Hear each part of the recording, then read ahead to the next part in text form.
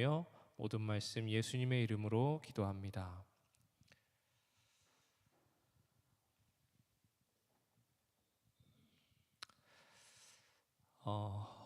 우리가 계속해서 요한계시록을 연구하고 있는데요. 오늘은 계시록 제17장 성경 통신학교 교재는 17과가 되겠습니다.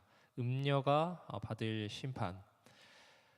요한계시록 이제 우리가 후반부에 다다랐습니다. 요한계시록 후반부는 마지막 때 하나님과 그분의 백성들의 강력한 적대 세력인 이 바벨론에 대한 집중된 예언을 기록하고 있습니다.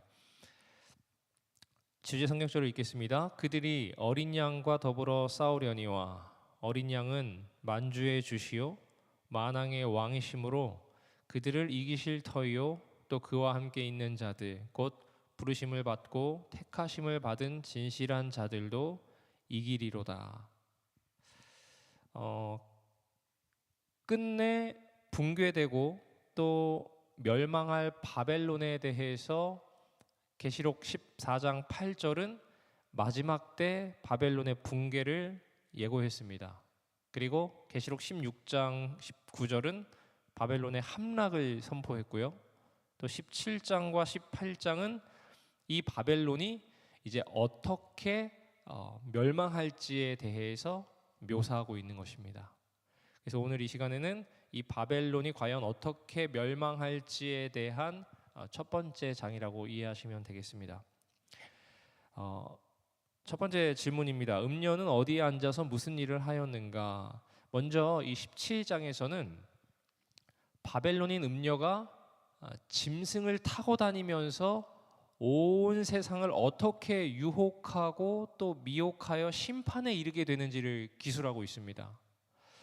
또 7대접을 가진 7천사 중 하나가 와서 내게 말하여 이르되 이리로 오라. 많은 물 위에 앉은 큰 음녀가 받을 심판을 내게 보이리라. 땅의 임금들도 그와 더불어 음행하였고 땅에 사는 자들도 그 음행의 포도주에 취하였다 하고, 지금 여기 보니까 7대접을 가진 7천사 중 하나가 요한에게 큰 음녀의 심판을 보이죠. 이 음녀는 5절에서 밝히고 있는 것처럼 큰 바벨론 땅의 음녀들의 어미입니다. 이 음녀인 바벨론은 지금 성경을 보니까 많은 물 위에 앉아있다 이렇게 표현을 했죠.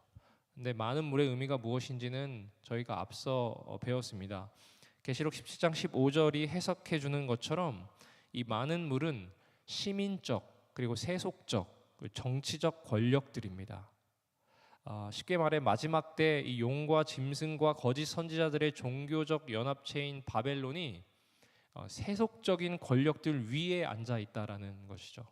그리고 그 사실은 이 두 세력이 밀접하긴 하지만 별개로 존재한다라는 것도 역시 보여주는 것입니다. 고대 바벨론이 생존을 위해서 유브라데스 강을 필요로 했던 것처럼 마지막 때의 바벨론도 그의 계획과 목적의 달성을 위해서 세상의 권력자들의 지지와 후원을 필요로 할 것입니다.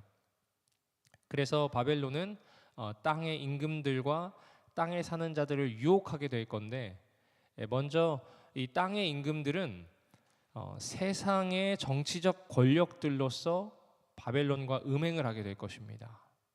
구약 성경에서 이 음행이라는 단어, 이 음행이라는 것은 이스라엘이 이방 나라들과 하나님께서 하지 말라는 동맹을 맺고 또 그들의 풍습을 따라가는 것을 구약에서는 음행이라고 표현을 하죠.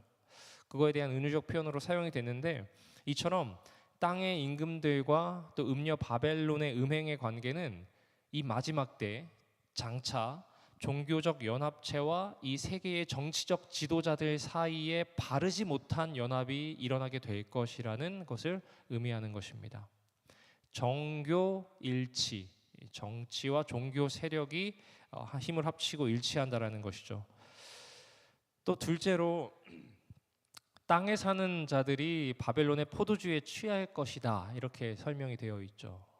이것은 일반적인 시민들이 바벨론이 가르치는 거짓 교리와 행위에 취하는 걸 말해요.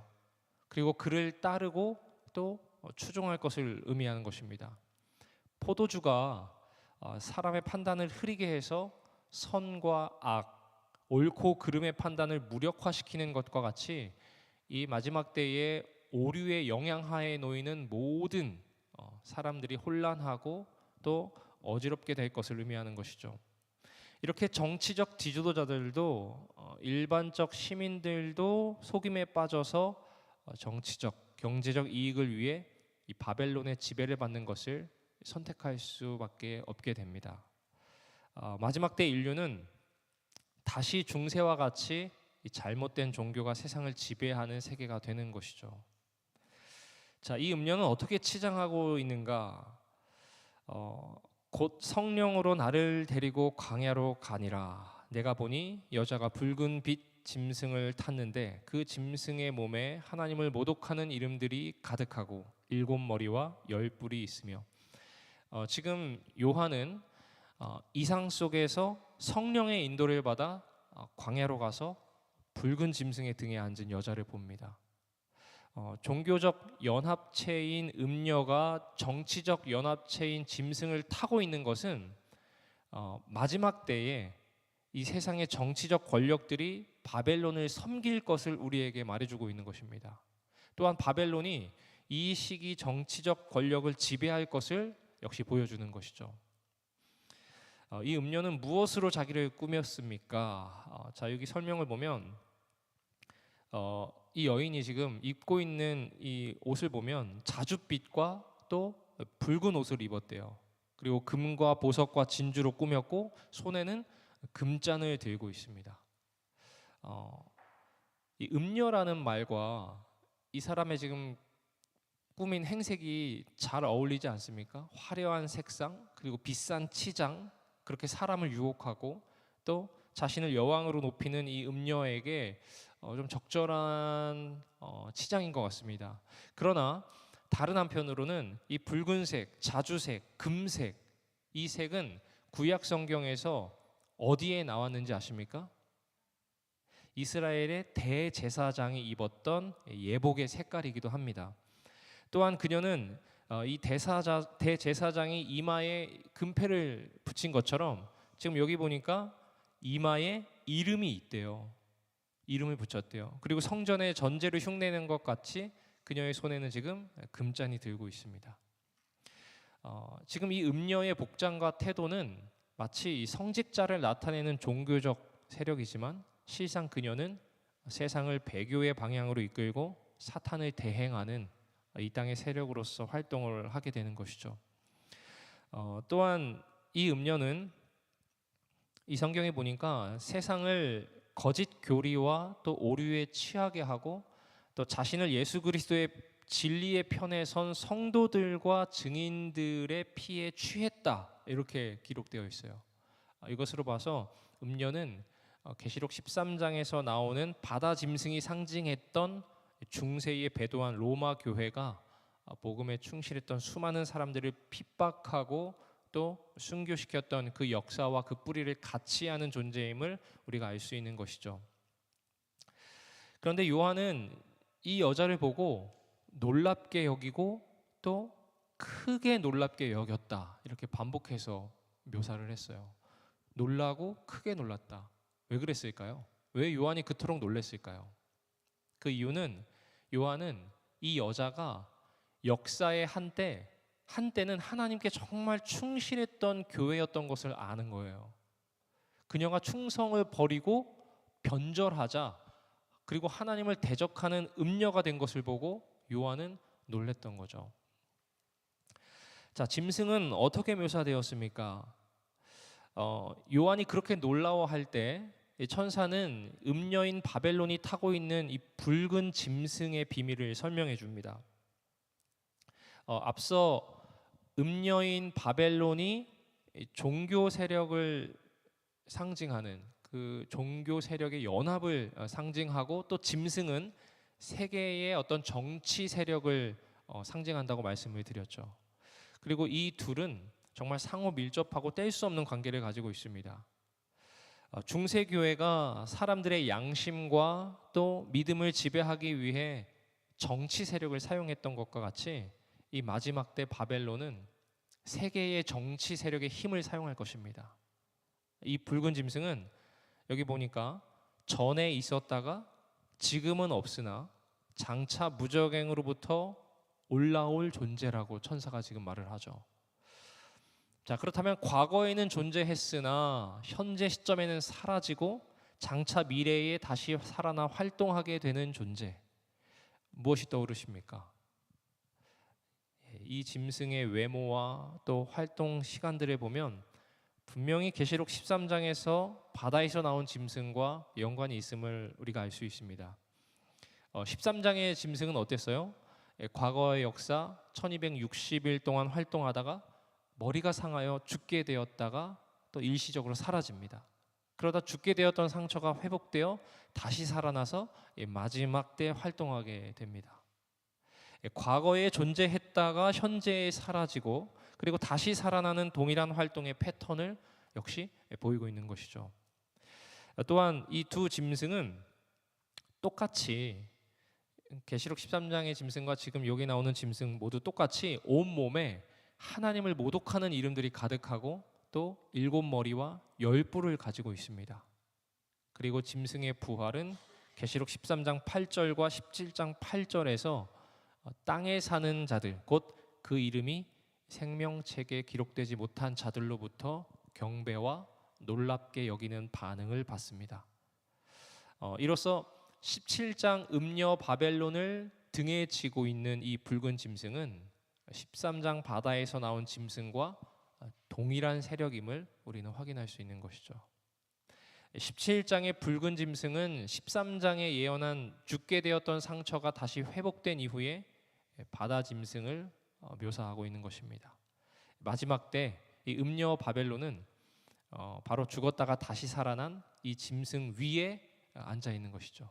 죽었다가 다시 살아난 짐승 위에 음녀 바벨론이 앉아 있는 것입니다.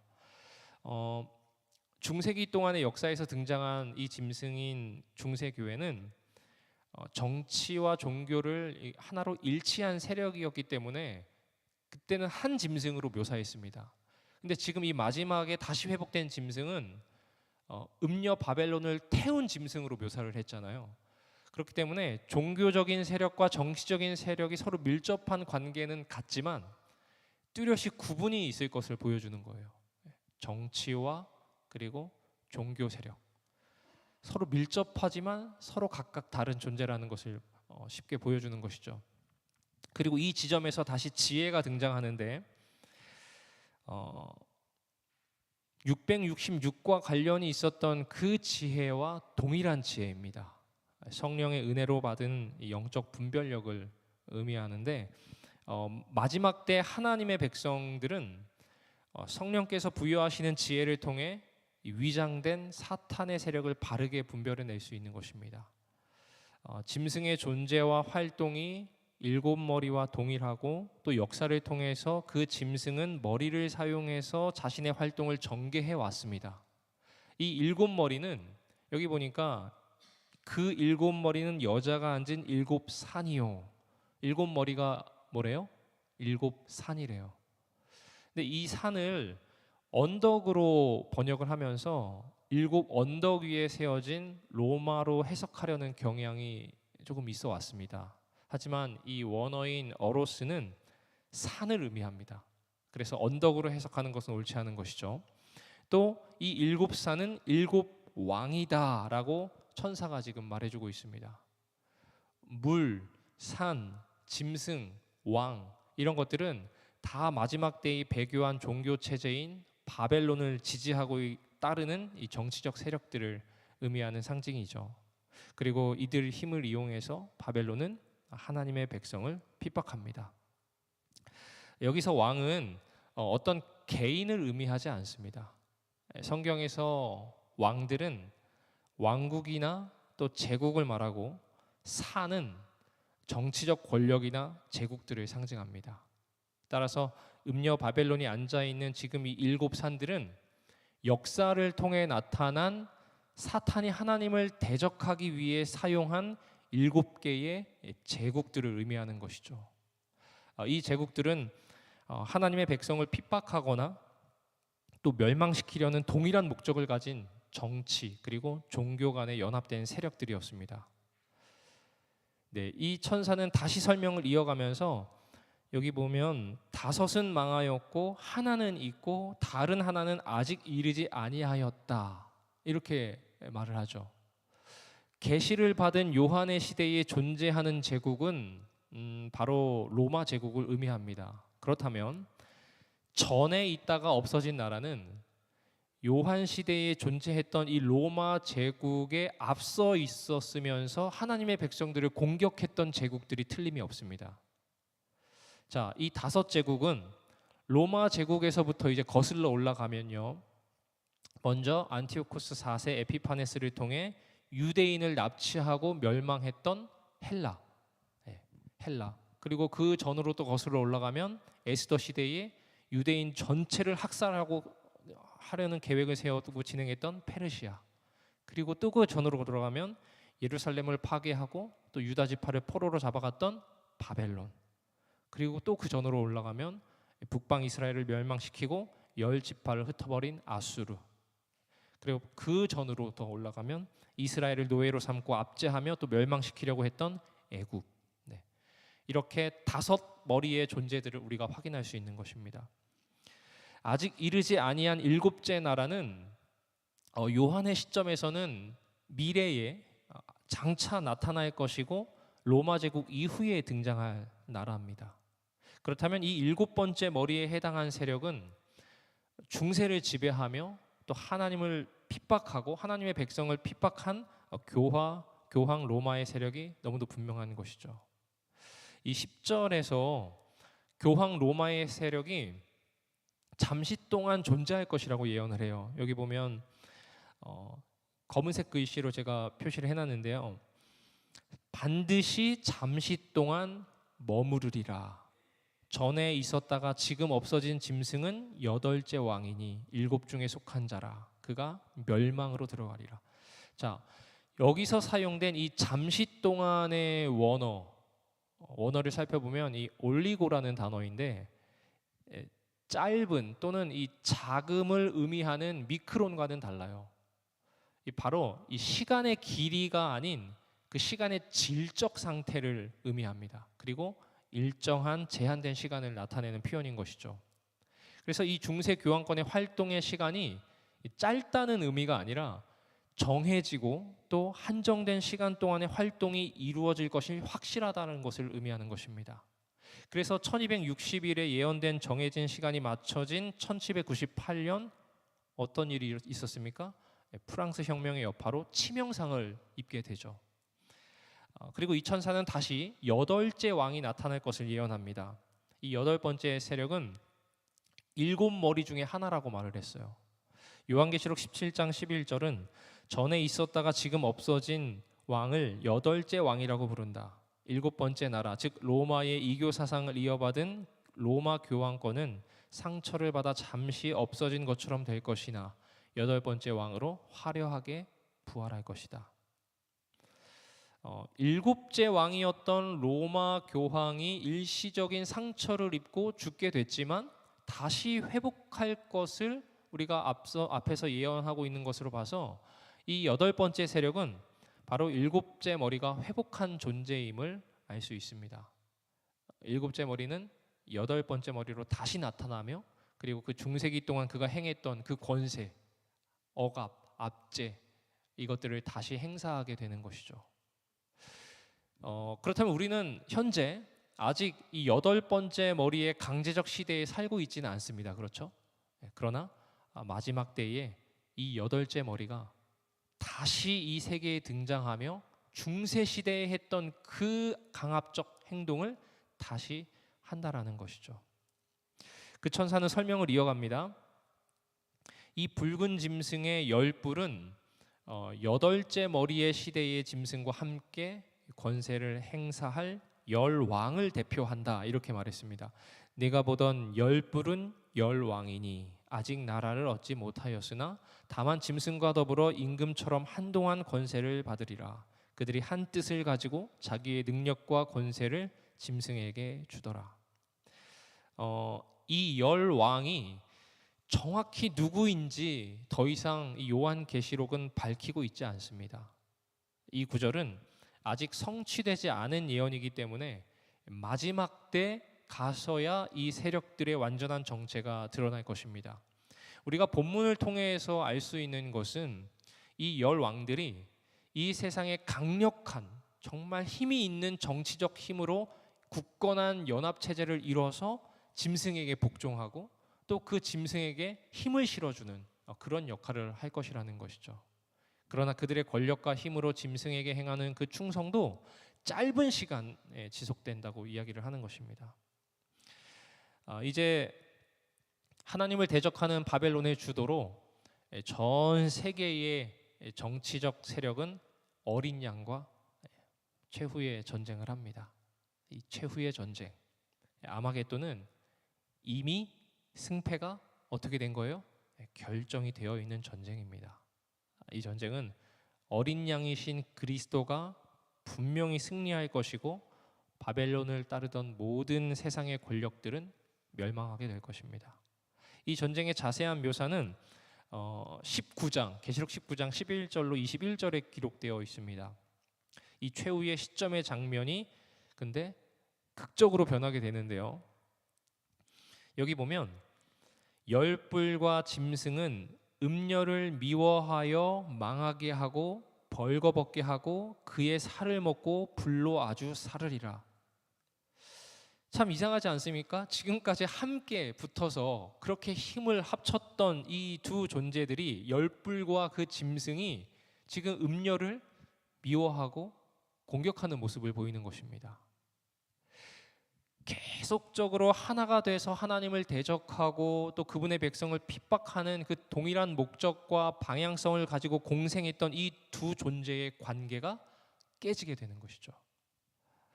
바벨론의 권력의 기반이 되어 주었던 그 정치적 그리고 세속적 세력들이 지지를 철회하고 돌아서면서 바벨론을 향해 분노하고 대적합니다. 이런 상황은 계시록 16장 12절에서 유프라테스 강물이 마르는 상징으로 묘사가 됐습니다. 하나님의 일곱 재앙에서 보호받지 못하는 세상의 정치적 세력들은 바벨론에게 자기들이 속았다는 것을 깨닫게 되는 것이죠. 기만과 속임에 대한 분노가 이제 이 바벨론에 대한 적대감으로 표출되는 것입니다. 망하게 하고 벌거벗게 하고 그의 살을 먹고 불러 아주 사르리라. 참 잔인하지 않습니까? 이 표현은 선지서에도 보면 이 배도한 이스라엘을 음녀로 묘사하고 또 그녀에게 내리는 심판에 사용된 표현이기도 합니다. 불로 사르는 형벌. 참 잔인하기도 하지만 이 형벌은 레위기 21장 9절에서는 제사장의 딸이 음행을 범했을 때 내려지는 형벌이기도 했어요. 이것은 마지막 다시 이 음녀 바벨론이 한때는 하나님께 충성했으나 바벨론의 제사장의 딸과 같이럼 하나님께 충성했지만 마지막 때 그분으로부터 돌아서고 배도하는 이 종교 체제를 가리킨다는 사실을 우리가 다시 한번 확인할 수 있는 것이죠. 속임을 당한 정치 세력들의 이러한 적대적 행동은 하나님께서 허락하시는 범위 내에서 이루어지는 바벨론을 향한 하나님의 심판임을 우리는 알 수 있는 것입니다. 17장의 마지막 18절은 다시 한번 세상을 미혹한 음녀가 이 땅의 임금들을 통치하는 큰 성 바벨론임을 상기시키며 마무리합니다. 두 개의 전쟁은 무엇인가? 열불과 짐승이 음녀를 공격하는 것은 마지막 때 그리스도와 그를 믿는 신실한 성도들이 승리하는 것과 자기들에게 일곱 재앙들이 내리는 것을 보면서 지금까지 음녀에게 속아서 이용당했다는 것을 각 나라가 깨달았기 때문일 것이다. 즉 세상의 권력들이 거대한 종교 연합 세력에 등을 돌리고 마침내 바벨론인 음녀는 모든 세력을 상실하게 되는 것이다.